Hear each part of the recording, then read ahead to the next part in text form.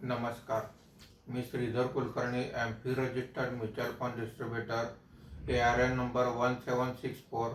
आज आपल्याला भारतीय शेअर बाजारात काय घडामोडी घडल्या या संदर्भात थोडक्यात माहिती सांगणार आहे. आज सकाळी शेअर मार्केट सुरू झाल्यावर तेजी होती. दिवसभराच्या कामकाजात चढउतार होत होते. शेवटच्या 1 तासात मात्र तेजी दिसून आलेली आहे. आज मार्केट बंद होताना सेन्सेक्स हा 274 पॉईंटनी वाढून 77,928 वर बंद झालेला आहे. निफ्टी हा 67 पॉईंटनी वाढून 24,317 वर बंद झालेला आहे.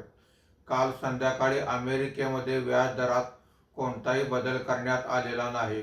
त्याचा परिणाम भारतीय शेअर बाजारावर दिसून आलेला आहे. आजच्या कामकाजामध्ये BSE ऑटो इंडेक्स हा 1.58% वर आहे.